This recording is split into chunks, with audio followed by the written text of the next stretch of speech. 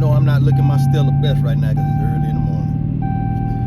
But I just wanted to say that there was a lot of positive feedback from the conversation we had yesterday.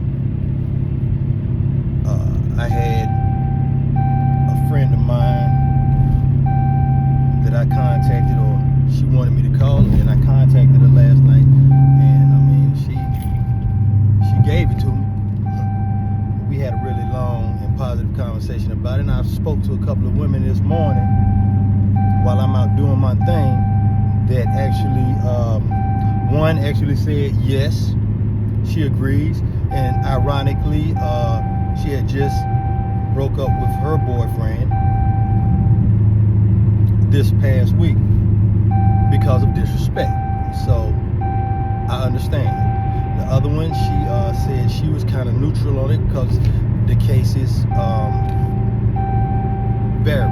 Different situations call for different things, and that makes sense as well. But this morning, I have something I want y'all to listen to. Now, this video I'm getting ready to put on is from ABC News, so you won't be able to see the video, but you will be able to hear the context of it. And after that, we need to have another conversation. When you hear the word torture, it might sound very foreign, right? Something that happens in other countries under despotic regimes, or something that used to happen a really long time ago. Well, yesterday, 2 deputies in Mississippi were sentenced to years in prison for their role in the torture of 2 suspects just last year. This goes beyond 1 or 2 bad cops. Potentially, it goes beyond 1 case. ABC's Faith Abube has been covering this case. Faith, we're talking about white cops and black suspects, right? I mean, what's going on here? Well, this was a horrific, racially motivated crime perpetrated by law enforcement. And it's really hard to fathom that it happened just last year and not decades ago.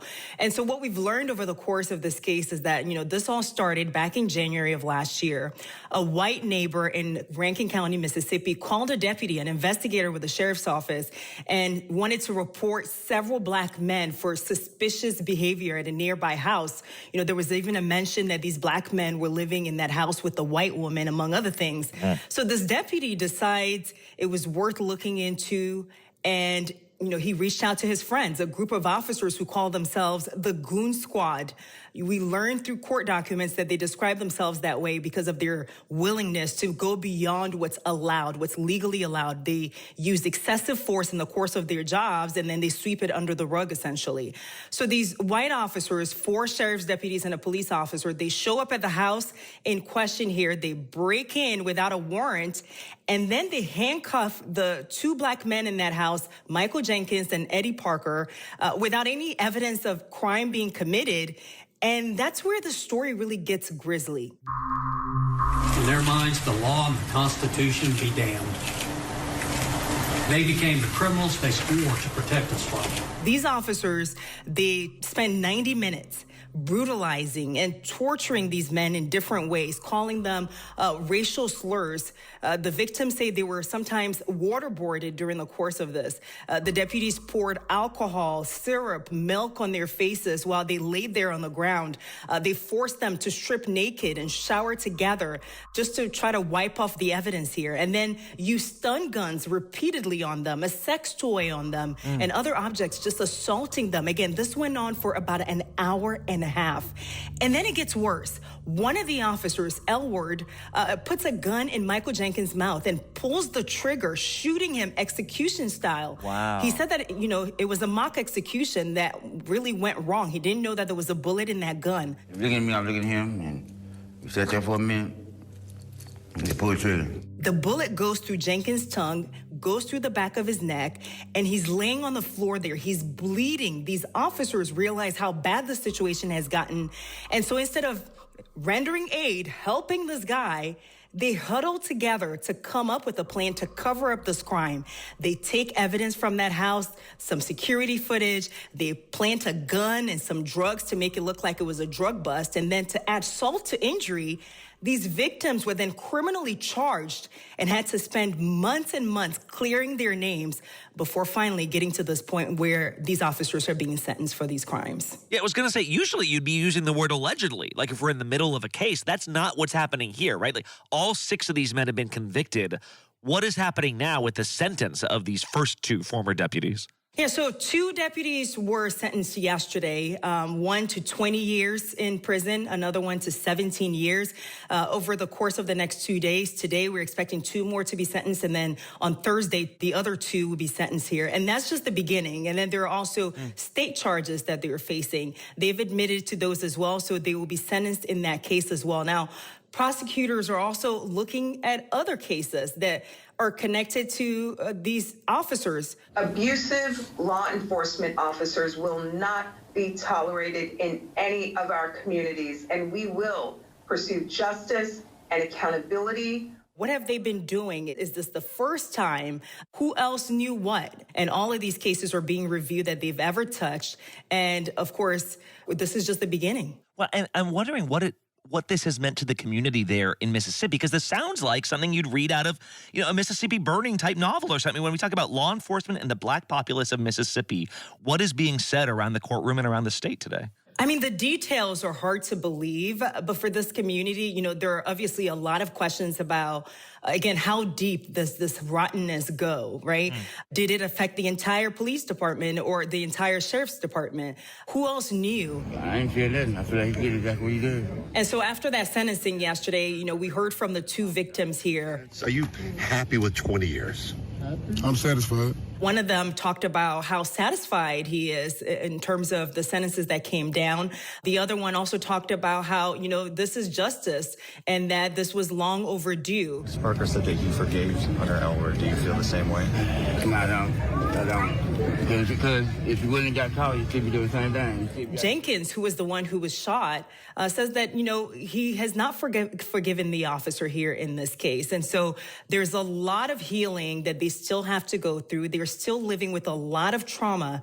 And actually, there was a moment inside the courtroom as Elwood was being sentenced where right before he had a chance to speak to the court, and he turned around and looked at the victims here and basically apologized for what he did. He said he hates himself for what he did. It'll make my great-great-great-grandkids, it will let them have a different life. I hope they will never have to worry about this. These victims are hoping that this case can sort of be an example of what can happen when, claims of police brutality are taken seriously and critically examined. But again, this is only one chapter of the long road to justice for them. They're also filing a civil rights lawsuit for $400 million that these officers are going to have to face as well. So again, a lot here, and this is just the beginning, it seems. All right. Faith Abube, thank you so much. Thank you. Now, let me first say, I stated this the other day. I do not, in no form or fashion, believe that all law enforcement officers are racist. Just like I don't believe that all whites are racist. That's just, anyone that thinks that, that's ignorant. But I did say to you that they do have chameleons, and the only reason I call them chameleons because they can slide into any institution and hide amongst everyone else. They make it bad for the whites who really want to see better for the world. The fact that these 2 cops got the time that they did, 20 years and 17, that to me is disturbing. I've seen people get way more time for less. So for them to get the type of time they got with those type of charges, like, come on. Sexually assaulting these dudes with sex toys, putting a gun in this man's mouth and pulling the trigger. Now, he said he didn't think it was no bullet in the gun, but how does that logically make sense? You are a law enforcement officer. Your gun is equipped with bullets at all times. You don't pull your weapon out and load it. You already have bullets in it. So to say that you didn't think no bullet was in the gun, well, you should have got a life sentence for saying that lie alone.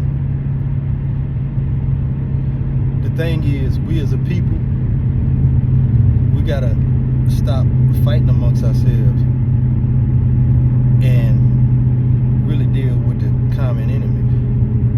Blacks in general, like all of this back and forth and bickering and fighting amongst one another and killing each other and thinking it's cool, hating all the time. Like, why is there so much hate in the world? Why is there so much hate more so than there is love? We don't love enough. If we start loving one another a little more, we can start diminishing a lot of this hate.